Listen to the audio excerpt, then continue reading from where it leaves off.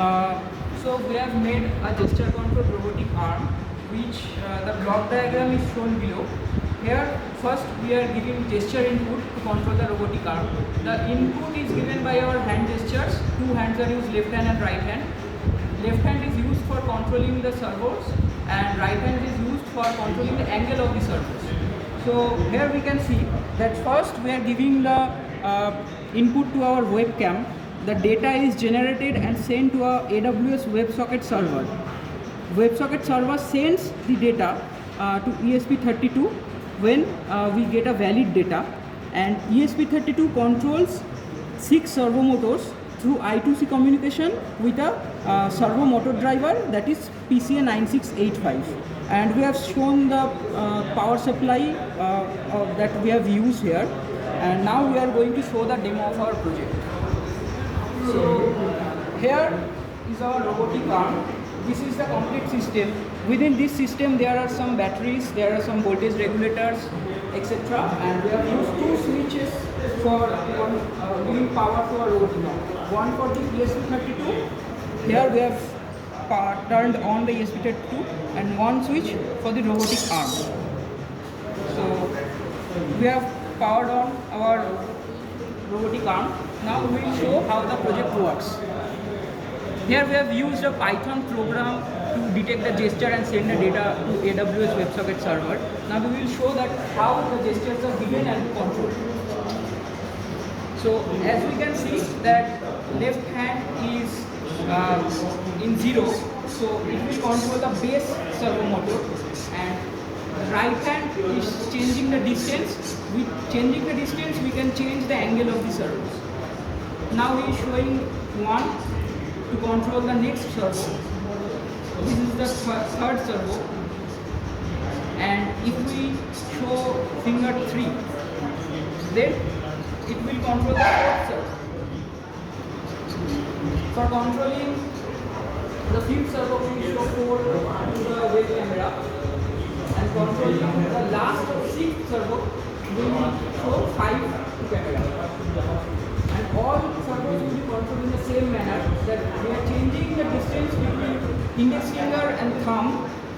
The distance will be converted to the pulse value in ESP32 side, through which the servos are controlled, and detection we are deciding that which servo is controlled by changing the finger count. This is a real-time thing. There is no latency. We have used AWS for wireless communication.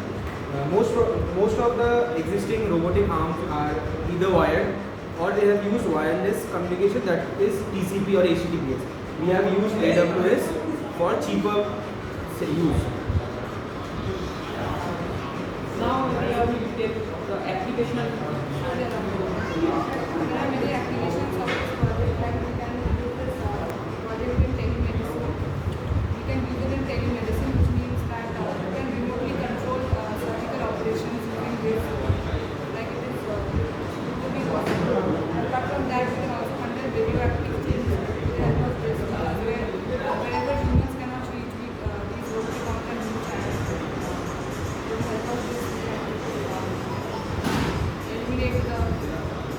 eliminate these problems.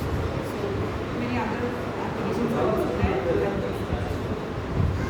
Now we will do our website implementation on our model. This is our website. This is the home page of our website. This is the home page of our website, where the user will get information related to the website and how it works. These are the steps that the user will do to see the accurate detection.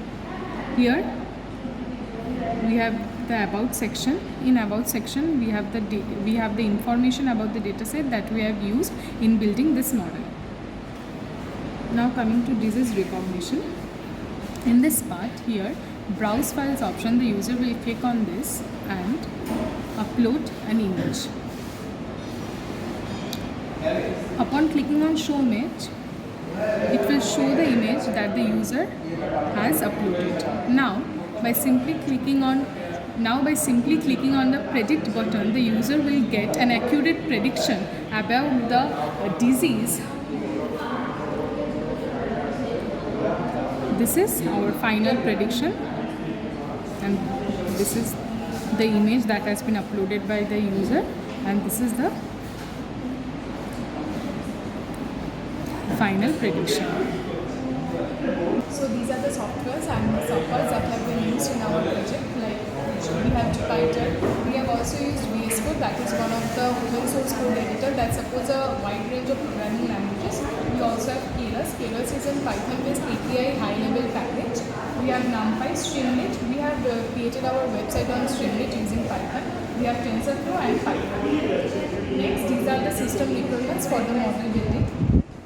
These are the design issues that we have faced in building our model. We have overfitting. Overfitting occurs when a model performs well on training data but performs poorly on new data. These are the causes: small training data set, noisy training data.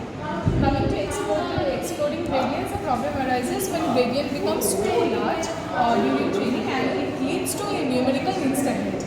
Last of all, that is class imbalance, when some classes have significantly more instances than the other. This is the scope of future, extending beyond the initial 6 categories and 16 classes of plant leaves to include more crops and disease types, enhancing the model reliability and efficiency. Also, we are planning to partner agricultural experts to integrate agronomic and environmental factors. These are the references that we have taken from the internet or from various sources to build our project. Thank you. Good afternoon, everyone. My name is Monika Maitri, and this is my friend Rishi Das. We are working on the project design and development of microwave passive components for communication transceivers. We have worked on this project under the guidance of PRG Ma'am and the Orithro sir. So we have designed a SIW-based bandpass filter and a two-way broadband divider in this project. We have chosen X-band region for our design because that's the best frequency range suited for airborne defense purposes. The scientific frequency of our design is 10 gigahertz, and to design our project, we have studied about many transmission modes, and we have selected SIW or substrate integrated waveguide as our medium of transmission. So, as we can see, the two rows of vias act as bilateral edge walls to prevent the radiation leakage. SIW has advantages over both waveguide and microstrip lines.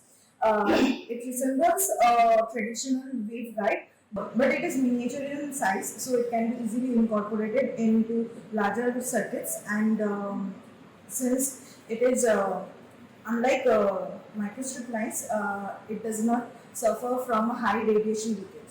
So we use SIW as our medium of transmission here. This is the layered view of the SIW structure.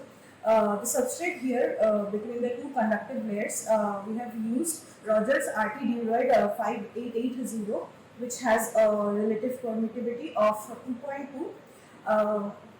We have used Rogers RT-Duroid because it provides a uniform permittivity even in high frequencies, which helps us in fabrication process. Now we can thank you, Monica. This is the layout of the microchip SIW structure, which we have designed in ADS or Advanced Design System. And as we can see that the length is 78.71 mm while the width is 25 mm. This is the frequency response curve which we have obtained from ADS. As we can see that it resembles like that of a high pass filter, and it has a cutoff frequency of around 6 GHz and an insertion loss of 0.807 dB and return loss of 29.616 dB. In the design of bandpass filter, we have incorporated complementary split ring resonator or CSR. It behaves as a resonator tank circuit, the splits behaving like that of a capacitor, while the metallized portion in between the splits behaving like inductor. Here the white portion is the edged portion, while the grayish portion is under the metallized portion. This is the compact SIW CSR structure which we have designed. Now the thing to notice here is that the CSR has been designed in the middle. The reason behind this is that when the signals flow through the waveguide or the SIW structure, the intensity of the feeding remains highest to the center. Hello everyone, we are at group 25. Today we will show you our final year project. Our name of the project is Smart Car Parking for Efficient Urban Mobility. We have completed our project under the guidance of Professor Aisha Sultana. Now I will explain our project. So when a car scans, when a user scans his or her RFID card in the RFID reader, the user ID and the entry time will send to the server and the gate will open. Now the IR sensor at the entry gate will detect that the car has entered. Now the servo motor will close the gate. Now using website, user will find a parking slot and user will park his car in a slot. Then in the exit side again user has to scan its RFID card. Then again the exit time and the RFID will send to the server. Now according to the total duration amount will be calculated. Now after doing the payment, success payment page will be shown. Then servo motor will open the gate, the car will leave. The IR sensor at the exit gate will detect that the car has left. Then servo motor will close the gate. Now my other teammates will show the simulation of the project. Hello, my name is Ayush Bose and now I'll be demonstrating the entry side of our smart parking system. So as you can see that a car is waiting at the entry gate and now the RFID that has been assigned to the user, it contains a unique user ID. In this case it is 100 or 100. So when we scan the RFID, the data will be uploaded to the server and the gate will open. As the gate opens, so now the car enters, the IR sensor detects that the car is standing in front of it, so the gate will close and now we will be